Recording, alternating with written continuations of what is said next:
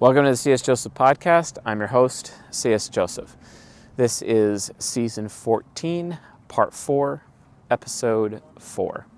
We're discussing duality relationships. Now, this is colloquial duality, not actual duality. Actual duality is more the natural pairs, also known as the bronze pairs. And if you want to learn more about bronze pairs, that's in Season 14, Part 3. 8 episodes devoted to those kinds of relationships. And those are available at csjoseph.life/members. Just become a Journeyman member.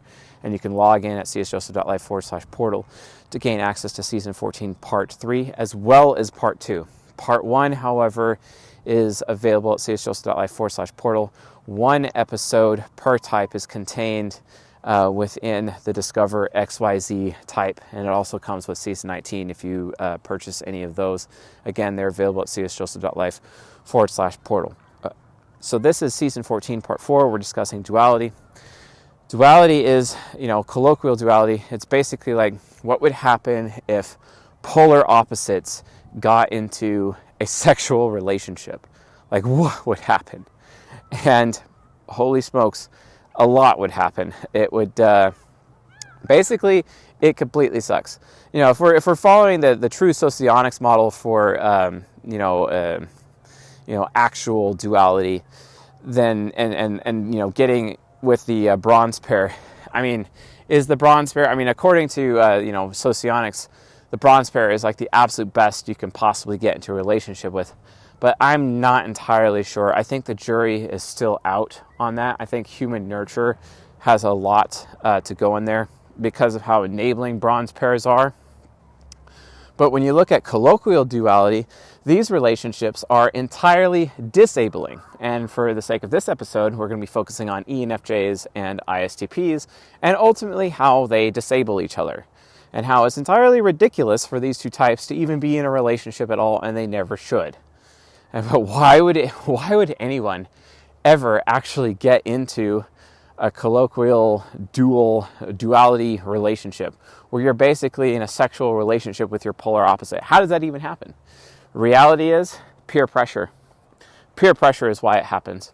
Peer pressure mixed in with ignorance, basically. These people have this problem where they might be, subscribed to some kind of organized religion or something similar to that or to that effect. And, being part of an organized religion, it does. It just really sucks. It really sucks to be them. It really sucks to be a part of that because that organized religion is ultimately, especially Christianity, for example, especially Catholicism or Protestantism, whatever flavor of Christianity is, they like to dominate the bedroom. They like to dominate and exert their will upon sexual relationships. And I think it's done in an extremely bad way. Seriously, the only rules that you have to follow are basically the 10 Commandments, which is, and there's basically two rules given in the 10 Commandments, and that's thou shalt not commit adultery, and that's given to women, and then thou shalt not covet thy neighbor's wife, and that's given to men. Follow those two rules, and you're basically good to go in terms of sexual relationships. Anything goes from that point for the most part. You still have to deal with, what the New Testament calls as sexual immorality, which is also known as porneia. And the true definition of that is no pedophilia, obviously. Do not have sex with a woman on her period because it's extremely unhealthy for men, and they absorb a lot of estrogen, and it harms their testosterone, and their productivity goes down. It's really bad. I don't recommend it. It's very unhealthy, and it's an interesting fact that the Bible considers that as a sexual sin. Obviously, do not have another aspect of porneia is do not have sex with another man's woman without his permission. That's another one. Do not have sex with a virgin unless you plan on keeping her. That is also, and are willing to pay that price, ultimately. That is another aspect of porneia, also known as sexual immorality. And then the final thing is do not mix spirituality with sexuality, which could lead to things like ritual prostitution, kind of like what Paul was preaching against in Corinth when he was giving his big speeches in Corinthians around, like, so like 1 Corinthians, for example, because of all the sexual sin, because they would just go have sex with temple priestesses at the temple of Aphrodite every Sunday, basically, and that's what they did, and he was preaching against that. Notice how I did not mention fornication. Yes, fornication is technically not sexual immorality. If you claim that the Bible says that, well, it's either biblical interpolation or it is actually a mistranslation. So you might want to do your research there. Even big-time biblical scholars like John MacArthur also like kind of say that porneia, aka sexual immorality, is loosely translated and should be taken with many, many grains of salt. And I tend to agree with him. So, but anyway, ultimately, what I have seen throughout my life is that religion is ultimately the thing that causes people to end up in these really, really bad relationships, these bad marriages that are all about colloquial dualism, colloquial duality, where you have somebody getting married to their polar opposite, and it is an absolute hell of a relationship, because their natures are entirely incompatible. But don't forget, folks, like, still, the masculine and the feminine, masculine energy, feminine energy, being male versus female, gender, sex, all that, still trumps, it still trumps nature. I mean, even I could be sexually attracted to ISFJ women, and I have been multiple times throughout my life, and some of them have been some of the most beautiful women I've ever seen or ever met in my entire life because of just how feminine they are. But the reality of the situation is that, it's still an extremely unwise decision. It is very important that you make sure that when you do enter into a sexual relationship, that you both are psychologically compatible whenever possible, right? Because without that compatibility, you're going to be causing a lot of problems for yourselves and for your children. And that's just conflict that's not really necessary in the home. And then before you know it, all of your children are unconscious developed, unconscious focused, which basically means, from an octagram perspective, they are broken people. Unconscious developed, unconscious focused means despair. They're basically despairing human beings. And that really often happens when parents are incompatible. That is the most likely way that UDUF children come about, and it's when parents are not sexually compatible or emotionally compatible, and it just ends up blowing up in everyone's faces. I do not recommend it at all. So pay special attention to season 14, part 4, because it is critical that you go out of your way, especially women watching this. I know how much you guys like using your zodiac or your MBTI or this or that to determine compatibility because, as the pickup artists say, it is chick crack, but it's chick crack for a reason. It's to help increase, these tools are to help increase your perceptional feminine intuition capabilities in determining the viability of a man for you in your life, which means women naturally seek out compatibility with a particular man, as they should, in order to guarantee their own future and the future of their children. So, which is wise. It's very wise for them to do that. So, all I'm saying is make sure your chick crack is accurate instead of entirely inaccurate, or at least one standard deviation off, which is basically, the zodiac. Avoid that. Avoid the MBTI too. Just keep it at 4 sides dynamics, and you'll be fine, right? So, with all that being said, ENFJs and ISTPs, let's say they were in a religious institution and they were basically gaslit or peer pressured into getting married because they started a sexual relationship, someone found out, and then in the church, and then all of a sudden the church forced them to get together, forced them to get married due to peer pressure. And if you don't think that that's not a thing, it is a thing, because let's be honest, my entire first marriage is actually based on peer pressure. It really is. It really was based on peer pressure. And peer pressure, I absolutely was pressured into that marriage, especially from a religious perspective, big time. My parents could not handle that I was having premarital sex, also known as fornication, and they were citing, well, that's sexual immorality, only for me to find out later, no, actually it's not. Nope, it's not. So I know a lot of you Christian viewers who are listening to this are like, you're out of your mind, Chase. And I'm like, well, it's not my fault that you decide to just adopt the standard church narrative without actually taking any time to verify it. I mean, if the Bible really is the infallible holy word of God, then we're really screwed. I mean, like, biblical interpolation is a problem. When the Pharisees and the teachers of the law take a woman and drag her and throw her at the feet of Jesus, and they're about to stone her in front of him, and then he bends down and writes something in the dirt, and then all of a sudden it's like, okay, whichever one of you is without sin, you're the first one to cast the stone. Well, guess what? That never happened, yet it's in the Gospel of John. The Catholic Church added that to the Gospel of John 600 years after it was written. It's called biblical interpolation. So don't tell me that the Bible is the infallible holy word of God, because it's not, okay? That is ridiculous. That is ridiculous. The whole, sola scriptura is a lie. Sola scriptura is a lie. How about instead we use critical thinking in the Bible before we make such religious decisions, including who we pair with in terms of our relationships, which is the number one cause, in my opinion, as to these horrible duality, colloquial duality relationships to begin with. So let's just avoid those entirely. Seriously. They ruin people's lives. They create people like me. I'm UDUF. I don't like being UDUF. I want to be UDSF, which is the octagram of hope, not the octagram of despair, right? That's the thing. People are wondering, well, why is C.S. Joseph, having such a dark period in his life? You could kind of see it in him, on his YouTube channel and also on the podcast. He looks really depressed. He looks this or that. They're always saying that, And it's like, well, yeah, because I was UDSF and then I became UDUF, okay?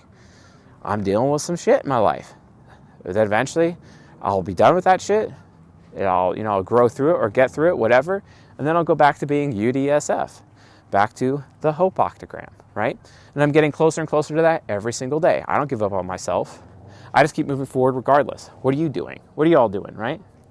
Or are you just using your UDF as an excuse to not get out of bed in the morning?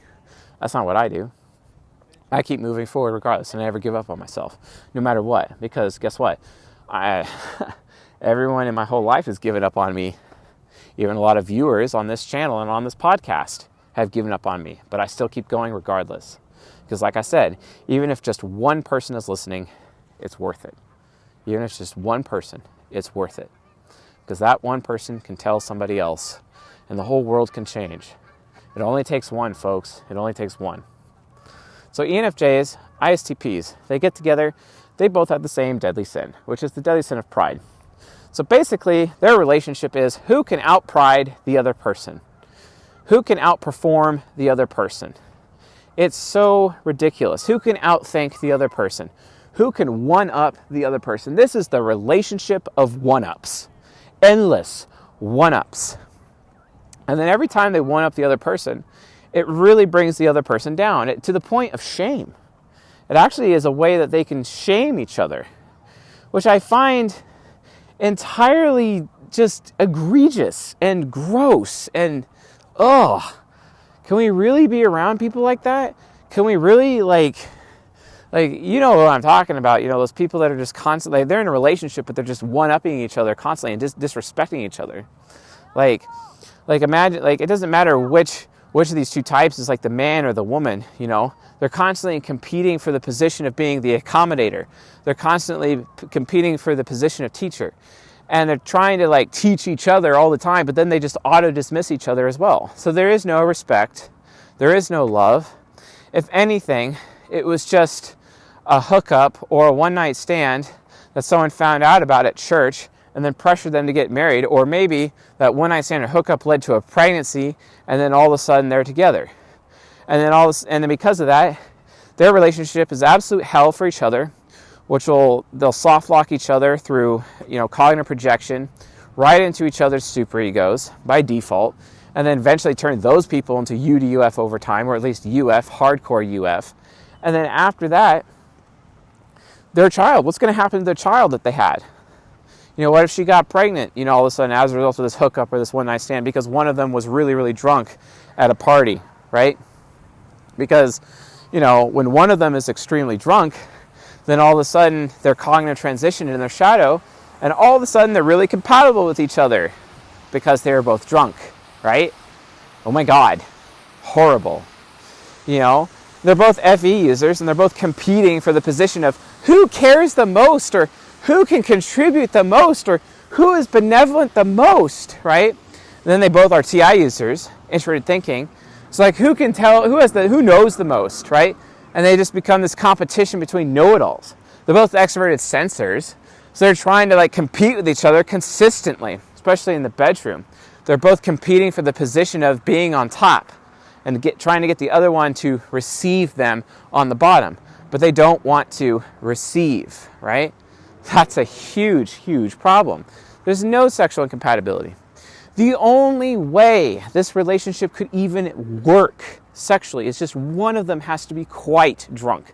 One of them has to be quite intoxicated, okay? And it's only from that position that they can even have a sexual relationship to begin with, because one of them is drunk. It's ridiculous.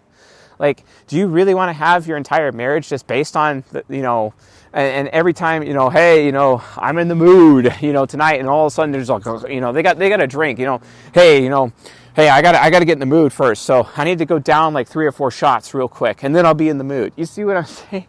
Oh, I'm on the bottom tonight. Okay, honey, we negotiated this.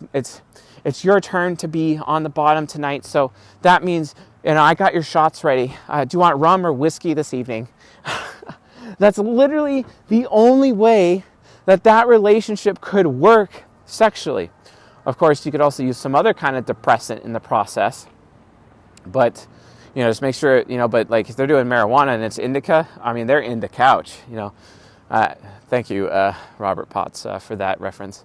But yeah, like they're not going to there ain't going to be any sexual performance from that, It's just like having sex with a dead fish at that point, That's really fulfilling. So yeah, like, why? Why would anyone want to subject themselves to that, right? Oh, and here's the other thing. Both of them are introverted intuitives, so they're constantly putting their own personal freedom over the other, and they ultimately try to control the other person because they fear the other person's freedom of choice, ultimately creating negative consequences for the other person to clean up, and thus inhibiting their own freedom. So they're constantly trying to out-freedom each other, out-choose each other, which leads to an endless storm of trying to out-selfish one another. Ridiculous. It is so ridiculous that it just pains everybody. And all these two types, and you know what's really worse? These two types especially, ENFJs and ISTPs, these two types especially are so easily gaslit into a colloquial duality relationship where polar opposites are being peer pressured into put together. And that's kind of what gaslighting is. It's a form of peer pressure. They're so easily pressured into it. They're so easily guilted into it and emotionally taken advantage of that the relationship is already broken before it even begins. And again, they likely got together because one of them was drunk one night and they had a hookup. And the consequences of that hookup led to this shit show. So what are you going to do? Well, don't get into this relationship, folks. It's absolute hell. And if there's children involved, it's absolute hell for those children. This would be one of those relationships where I would recommend they have the following conversation, where they decide to equitably split up, or they agree to keep themselves together for the sake of their family, aka their children, but have sexual relationships with other people, right? So, kind of like an ethical non-monogamy situation. And believe me, folks, I'm against E&M. I am heavily against E&M. I hate E&M. But this is the only time that if you were like married to your polar opposite, or if you're married to your conflict type even, in those situations, that would be like the only time that I would recommend an E&M situation. Ethical non-monogamy. Ugh, gross. For people to consider for their sexual relationships. If that means they had children and they're trying to keep their family together. And that would be the only time I would say it's okay. Otherwise, no. No. Stick to polygyny or stick to an agreed upon monogamy, even though monogamy is not something humanity can actually support for very long. It's just, in the long run, it's actually impossible. So, but polygyny is sustainable. But again, monogamy exists because we have Soul Temple, and Soul Temple is quite obsessed with monogamy, even serial monogamy. And, then they suck our Mind Temple into it, but Heart Temple and Body Temple, nope. They're naturally polygynous, and there's just not really much anyone can do about that. But that's okay. It's not a big deal. You know what I'm saying? So anyway, be that as it may, do not get in this relationship. Work to either get out of it or negotiate some kind of E&M situation, right? Or maybe if one of the people involved has no desire for any sexual relationship with anyone, just allow the other one to have extracurricular activities outside of your marriage. Because that's the only thing to do. Just let your yes be yes and your no be no. Don't forget, you're talking, I'm a guy here who tells people that marriage vows are technically sin. Because they are. Matthew chapter 5, verse 31 to 37. Because the verses preceding verse 31 in Matthew chapter 5 is Jesus talking about how stupid vows are, or how stupid divorce is. And he's talking about marriage, and then he starts talking about vows in the context of marriage. He is talking about marriage vows, folks. Marriage vows are technically sin. Jesus called out marriage vows as bad. Do not do it. He's telling people to not do it, so don't do it. Let your yes be yes and your no be no, and that's good enough, okay? You can't swear by anything. You can't vow by anything anyway, so just let your yes be yes and your no be no. That's the proper way to organize your relationships. It just comes down to trust, just comes down to faith in the other person at the end of the day. And having this whole legal construct of marriage surrounding it is basically nothing more than a bold-faced lie that you should entirely avoid. So yeah. Anyway, avoid this relationship. ENFJs, ISTPs, you don't want to have it out priding each other, one-upping each other all the time. It's just going to lead to hell, absolute hell.